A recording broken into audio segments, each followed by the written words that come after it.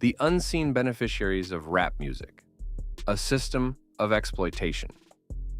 While your favorite rapper might flash symbols of wealth, the real profits from rap music flow to an unseen network of corporations and investors.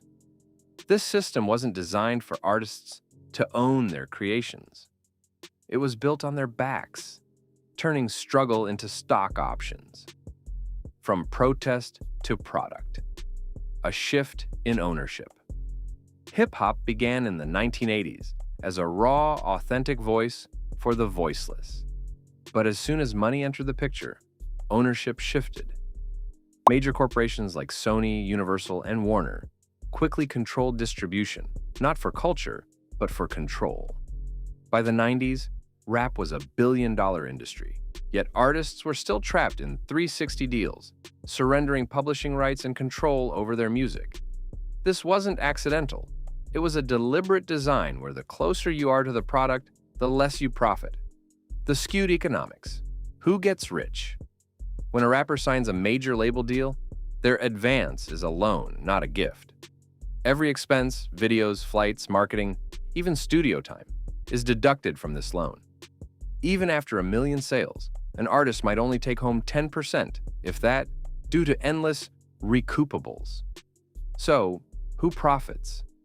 Parent companies, shareholders, and executives who never touched a mic.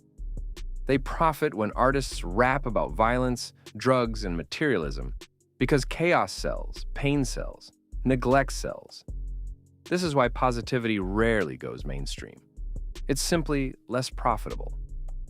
Labels spend millions pushing violent narratives, but barely invest in positive ones. Private prisons benefit from drill music, pharmaceutical companies from drug references, and fashion brands from luxury flexing. Every bar has a buyer. Disturbingly, an artist's death often boosts streams, merch sales, and catalog value, ensuring the machine profits even then. Wall Street's grip, the new oil of catalog rights. Who truly owns the masters, streaming rights, and future AI voices of rap legends? Not the artists or their families. It's holding companies, investment funds, and hedge fund-backed catalogs that buy rights in bulk like real estate. They don't care about the culture. They care about the bottom line. For instance, Blackstone acquired a majority stake in Hypnosis in 2022 to control hundreds of hip-hop and R&B catalogs, seeing catalog rights as the new oil. This is Wall Street rap, betting on your nostalgia for long-term value. When you hear a rap song in a commercial or movie, that money rarely goes to the artist. It goes to the publisher, distributor, or label. The rapper is the product. The label is the owner. The digital plantation and narrative control streaming platforms offer abysmal pay. Spotify pays artists about $0.003 per stream, meaning over 300,000 streams are needed for minimum wage, while its CEO is a billionaire. Labels rake in billions and even hold equity in these platforms. Artists constantly hustle for relevance on social media, while the suits silently profit. This is the digital plantation, where streams replace units, clout replaces ownership, and data replaces culture. Beyond money, there's narrative control. Labels can shelve albums, kill projects, and promote manufactured acts because authenticity is risky. The industry recycles archetypes: the gangsta, the drug addict, the sex symbol. And if you don't fit, you don't get the push. Even indie artists are now chasing the same algorithmic formulas. This turns rebellion into routine, making a revolutionary art form predictable and powerless. Weaponizing art, a darker truth. Some believe rap isn't just monetized, it's weaponized. Certain themes are intentionally promoted to reinforce cycles of violence and drug use in specific communities. Rap, arguably, became the soundtrack to mass incarceration by design.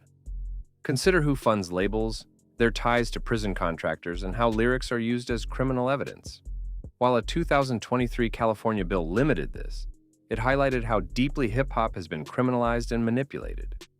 Ask yourself, why are so many major rap stars locked up, dead, or broke? Why do generations of rappers get younger and die faster?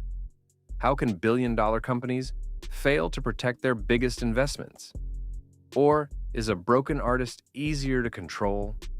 A dead artist unable to renegotiate? The real moguls and the exploitation of a genre. The real moguls play the long game, investing in catalogs and publishing rights for future metaverse, AI licensing, and legacy profits. They profit from your nostalgia, your pain, and your culture. Artists, if lucky, get a chain, a short run, and become a cautionary tale. The brutal truth is that rap is the only genre where creators are expected to die young, go broke, or keep it real, while everyone else gets rich. Country, pop, and rock music don't operate this way. Yet, hip-hop, the most influential genre globally, is also the most exploited. So, next time someone boasts about owning the culture, ask them who owns their masters. Ask them what happens if they stop rapping about death. Ask them if they're truly free or just well-fed. The ones who profit most from rap music are those who never rapped a bar in their life. Are we okay with that? If you love the culture, don't just watch, subscribe, and follow the playlists that still stand for something.